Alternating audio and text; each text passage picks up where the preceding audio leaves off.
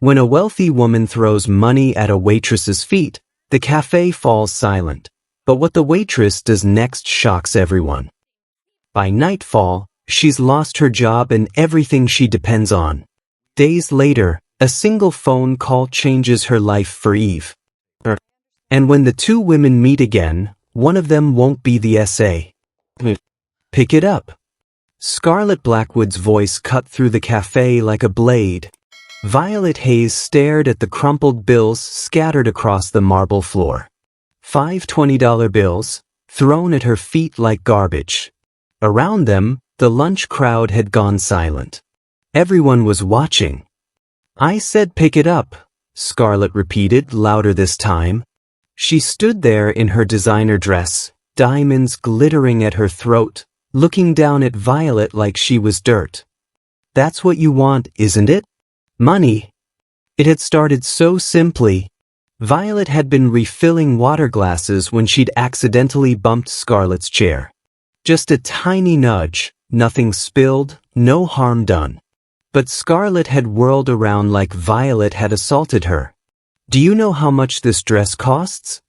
Scarlett had hissed. "Do you know who I am?" Violet had apologized immediately. She'd worked at this cafe for 3 years and knew how to handle difficult customers. Stay calm, stay polite, make them feel important.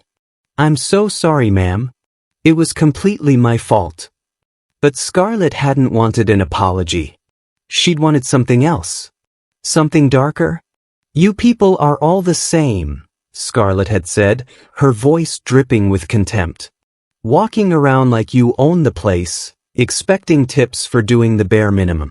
You probably make what, $8 an hour? 9? And you think you deserve respect?" Violet's face had burned. She could feel every eye in the cafe on her. Her manager Dennis was across the room, frozen, clearly unsure whether to intervene. "I work hard, ma'am," Violet had said quietly. "I'm just trying to do my job." That's when Scarlett had pulled out her wallet and thrown the money on the floor. Now Violet stood there, hands trembling, staring at those bills. Part of her wanted to walk away, to keep her dignity and leave. But another part of her, the part that knew her daughter Lily needed new school shoes, that knew their electricity bill was overdue, that knew her car was making a terrible grinding noise she couldn't afford to fix, that part of her was calculating. $100. That was groceries for 2 weeks. That was Lily's asthma medication with money left over. That was breathing room in a life that never gave her room to breathe. "I'm waiting," Scarlett said. Her husband sat beside her, barely looking up from his phone. He was older, distinguished, wearing a watch that probably cost more than Violet's yearly salary. He seemed bored by the whole scene. Violet bent down slowly. Her knees cracked.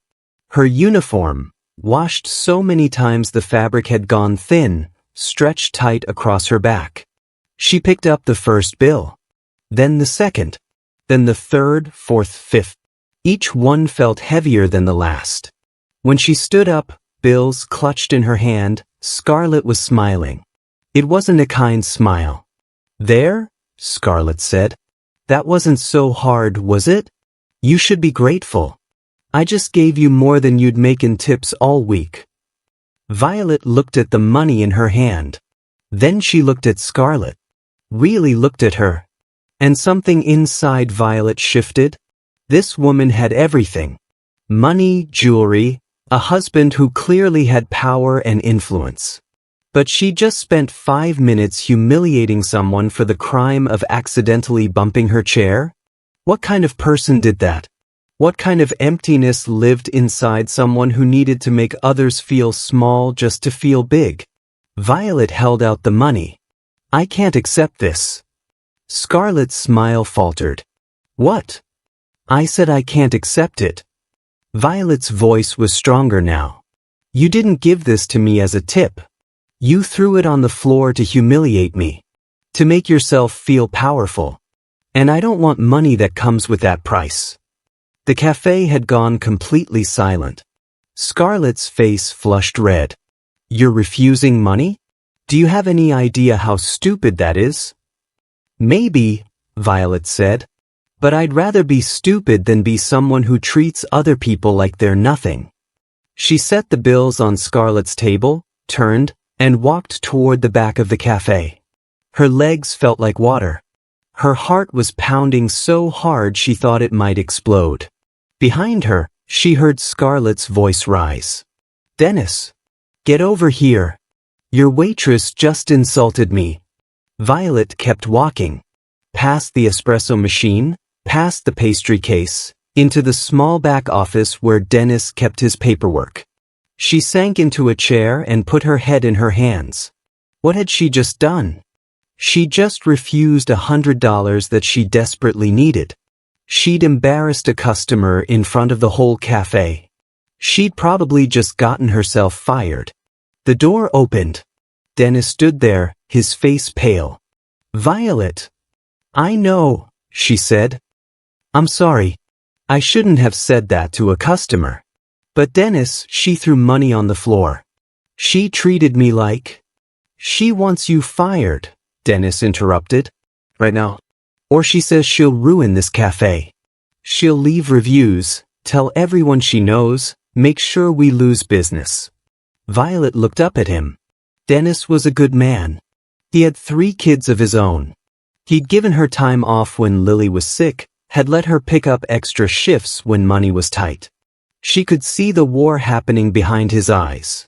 It's okay, she said quietly. I understand. Violet, I'm so sorry. If I had any other choice. I know. She stood up, untied her apron, and handed it to him. I'll clean out my locker. 5 minutes later, she was standing on the sidewalk in the bright afternoon sun. Unemployed. Her phone buzzed. A text from Mrs. Chen, the neighbor who watched Lily after school. Lily wants to know if you can pick up pizza for dinner tonight. It's Friday. Pizza Friday. Their tradition. $7 for a large cheese pizza from the place down the street. Lily would be so excited. Violet checked her bank account. $31.47. She started walking. Not home, not yet. She couldn't face Lily yet, couldn't pretend everything was okay when her world was falling apart. Her feet carried her to a small park a few blocks away. She sat on a bench and watched pigeons fight over a discarded sandwich. A woman sat down on the other end of the bench. She was older, maybe 70, with gray hair pulled back in a bun and kind eyes behind wire-rimmed glasses. She had a bag of bread and was throwing pieces to the pigeons. They always fight, the woman said conversationally. Even when there's plenty for everyone. They fight anyway. Violet didn't respond. She was too busy trying not to cry. Bad day? The woman asked gently. Bad life, Violet said, then immediately felt ashamed. She had Lily. She had her health. She shouldn't complain. The woman was quiet for a moment, throwing more bread. When I was your age, I worked as a maid for a very wealthy family. The wife, she was like you just described with those pigeons. Always fighting even when she had plenty. One day she accused me of stealing her jewelry. Had me arrested. Violet looked at her. What happened? They found the jewelry in her daughter's room 3 days later. The daughter had taken it to play dress-up. They let me out of jail, but the wife never apologized. Never even acknowledged what she'd done. The woman smiled sadly. I was so angry. For years, I was angry. That anger ate at me like poison. How did you let it go? Violet asked. I didn't. Not right away. The woman turned to face her fully. But eventually I realized something. Hurt people hurt people. That woman who accused me, she was miserable. Her husband was having an affair. Her children barely spoke to her. She had everything money could buy and nothing that mattered. She needed someone to be smaller than her so she could feel big. That doesn't make it okay, Violet said. No, it doesn't. But understanding it helped me stop carrying her poison around. I decided that what she did to me didn't get to define who I was. The woman stood up, brushing crumbs from her lap. The question isn't why people like that exist. The question is who you're going to be despite them. She walked away, leaving Violet alone with the fighting pigeons. Violet sat there as the sun moved across the sky. She thought about Scarlett's face when she'd refused the money. The shock there? Like Violet had done something incomprehensible. Maybe she had. Maybe refusing money you desperately needed was incomprehensible. But she'd looked in the mirror every morning for the last 3 years and seen someone she could be proud of. Someone who worked hard, who loved her daughter, who tried to be kind even when life wasn't kind back. If she'd picked up that money, if she'd accepted that humiliation, what would she have seen in the mirror tomorrow? Her phone rang. A known number. She almost didn't answer, but something made her pick up. Is this Violet Hayes? A man's voice, professional. Yes. This is James Morrison. I'm a lawyer. I was having lunch at the cafe today. I saw what happened with Mrs. Blackwood. Violet's stomach dropped. If she's pressing charges or something. No, nothing like that. Actually, I'd like to offer you a job. My firm needs someone to manage our office services. It's not glamorous work, but it pays $18 an hour with benefits. Health insurance, dental, paid time off. I was impressed by your integrity today. That's rare. Violet couldn't speak. $18 an hour. Benefits. Health insurance for Lily. Miss Hayes? Are you there? I'm here, she managed. Yes, I'm interested. Good. Can you come by Monday morning for a formal interview? It's mostly a formality. The job is yours if you want it. He gave her the address. She wrote it on her hand with a pen from her purse. When she hung up, she just sat there, staring at the numbers on her skin. Maybe the universe wasn't fair. Maybe terrible people got away with terrible things. But maybe, sometimes, doing the right thing mattered anyway. She stood up, bought the pizza with her last $20, and went home to her daughter. That night, after Lily was asleep, Violet sat at her kitchen table and thought about Scarlett Blackwood. She wondered what that woman's life was really like behind all that money and jewelry. She wondered what had to break inside a person to make them act that way. She didn't know that across the city, Scarlett was having the worst night of her life. That her husband Marcus had just told her the FBI was investigating him. That everything they had was built on lies and stolen money. That by morning, their world would start to collapse. Violet didn't know any of that yet. All she knew was that she'd stood up for herself, and somehow, impossibly, it had worked out. She went to bed that night and slept better than she had in months. The law office was nothing like the cafe. Everything here felt still, deliberate, expensive, the air-conditioned kind of silence that came with power. Violet sat across from James Morrison, her hands folded tightly in her lap, trying not to think about how this chair alone probably cost more than her monthly rent. She wore the best she had, a black blazer from the thrift store, pants that had been hemmed 3 times since Lily was born, and shoes that had seen too many double shifts. She'd come because she couldn't afford not to. James, a man in his 50s with soft eyes and glasses that kept slipping down his nose, read her resume quietly. You'd be managing the reception area, he said. Scheduling appointments, greeting clients, keeping the place running smoothly. We're a small firm, 12 attorneys. Mostly criminal defense. Criminal defense.